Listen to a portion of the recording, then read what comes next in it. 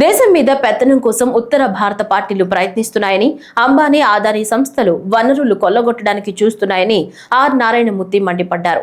మాజీ MP MLA Vadde Sobhanadreeswararao రచించిన రాష్ట్ర ప్రభుత్వ పథకాల ప్రాధాన్యతలో సవరణల ఆవశ్యకత పుస్తక ఆవిష్కరణ చలనచిత్ర నటుడు, దర్శకుడు ఆర్ నారాయణమూర్తి చేతుల మీదుగా ప్రెస్ క్లబ్ లో జరిగింది.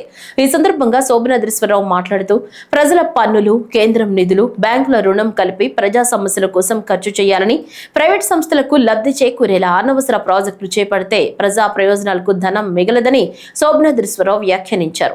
ప్రాజెక్టులు సందర్శన చేస్తున్నారే కానీ 2004లో శ్రీశైలం ఆనకట్ట ముందు ఏర్పడిన గొయ్యి ఎందుకు పూడ్చడం లేదని ఆయన ప్రశ్నించారు. రైతుల సమస్యల పరిష్కారం కోసం విధానాలు తీసుకురావాలని ముఖ్యమంత్రికి విజ్ఞప్తి చేశారు. ఉద్దానంలో నెలకి ఒకరు చనిపోతున్నారని, అనుభవం ఉన్న ముఖ్యమంత్రి ఏం చేస్తున్నారని ప్రశ్నించారు. నేను కాలేజీ డేస్లో చదువుకునేటప్పుడు చిన్నప్పటి నుంచి ప్రజల సమస్యల కోసం ఇలాగే పెద్దలు ఎవరైతే పనిచేస్తున్నారో వాళ్ళ స్ఫూర్తితో నేను ఉద్యమాలు చేస్తూ అలా వస్తున్నవాడినండి. ఆ దశలో ఆంధ్రప్రదేశ్లో ఒక వడ్డే శోభనాద్రీశ్వరరావు ఒక పెద్ద రైతు నాయకుడు, పెద్ద పేరు విన్నాయింది. ఓ యలమంచి శివాజీ గారి పేరు విన్నా, అంతకుముందే ఇవాళ గురువు గారు చరణ్ సింగ్ గారి పేరు విన్నా, రంగా గారి పేరు విన్నా.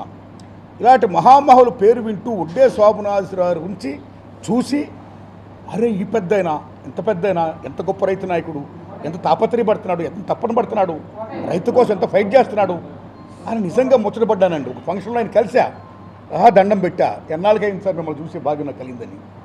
ఆ మహానుభావుడు ఎన్టీ రామారావు హయాంలో ఎన్టీ రామారావు కూడా అంటే మహా ఇష్టం. బికాస్ టువర్డ్స్ పీపుల్, ముఖ్యంగా టువర్డ్స్ రైతాంగం, ఆయన థాట్స్ కానీ, ఆయన ఆలోచన విధానం కానీ, ఆయన కార్యాచరణ కానీ అన్నీ తెలుసుకుని ఎన్టీ రామారావు గారు పిలిచి మరి, బ్రదర్ మీరు వ్యవసాయ శాఖ మంత్రి గారు ఉండండి అని చెప్పి ఆయన వ్యవసాయ శాఖ మంత్రి చేశాడు ఆయన ఎన్టీ రామారావు గారు. That is the greatness of Vadde Sobhanadreeswararao. తర్వాత పార్లమెంట్లో ఎంపీ అయ్యి అక్కడ తెలుగుదేశం పార్టీ ఎంపీ నాయకుడిగా అయ్యాడు ఆయన. అక్కడ వాయిస్ వినిపించాడు, అక్కడ దేశం గురించి మొత్తం సమస్యలు చెప్పాడు ఆయన. ఇలా చేసిన అయినా అనేక యుద్ధాల్లో పాల్గొంటూ, రైతు ఉద్యమాలు ఎక్కడ జరుగుతుంది సరే పాల్గొంటూ, ఏ పార్టీ కావచ్చు ఆయన సూచనలు, సలహాలు, విమర్శలు, సద్విమర్శలు చేస్తూ ఇప్పుడు ఆఫ్టర్ 80 years తర్వాత కూడా ఇంకా చిన్నపిల్లలాగా మొదట్లో ఏ విధంగా అయితే పరితపించాడో, ఏం చేసాడో అయినా అలాగే ఇదిగో రాష్ట్ర ప్రభుత్వాలు ఇలాగుండండి అని సూచనలు చేస్తూ, ఇదిగో ఇలా ఉంటే బాగుంటుంది, ఇలా చేయలేదు మీరు, ఇంకా ఇలా చేస్తే బాగుంటుంది, ఇది చదవండి అని చెప్తూ ఒక ఆదేశ సూత్రాలలాగా గవర్నమెంట్ పెట్టుకున్న IAS IPS ఆఫీసర్లు కేవలం వాళ్ళు చదువుకొని వచ్చారు. వీళ్ళు నేను తగ్గించట్లా, కించపరచట్లా, వాళ్ళు చదువుకొని పాస్ అయ్యి బాగా వచ్చారు.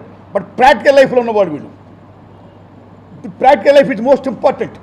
కాబట్టి వాళ్ళ రాష్ట్రంలో ఏముండాలి, ఏమున్నాయి, ఎలాగున్నాయి, దానికి ఏం చేస్తే బాగుంటుంది అనే గొప్ప మెసేజ్ని ప్రభుత్వం సీఎం గారు కూర్చొని అనేక మంది IASలు IPSలు గొప్ప నాయకులు పెట్టుకొని కూర్చొని ఆయన చర్చించి ఏం చేస్తారో, ఒక బడ్జెట్ని ప్రవేశపెట్టేటప్పుడు కానీ, ఇంకా రాష్ట్రంలో ఏం చేయాలో, ఇంకా ఏం మిగిలిపోయి ఇంకా ఇలా చేస్తే బాగుంటుంది అనే ఆలోచన దృక్పథంకి వచ్చినప్పుడు కానీ వడ్డే శోభనాద్రీశ్వరరావు ఈ పుస్తకం చదివితే నిజంగా చంద్రబాబు నాయుడు గారికి గొప్ప సూచన ఇది నిజంగా.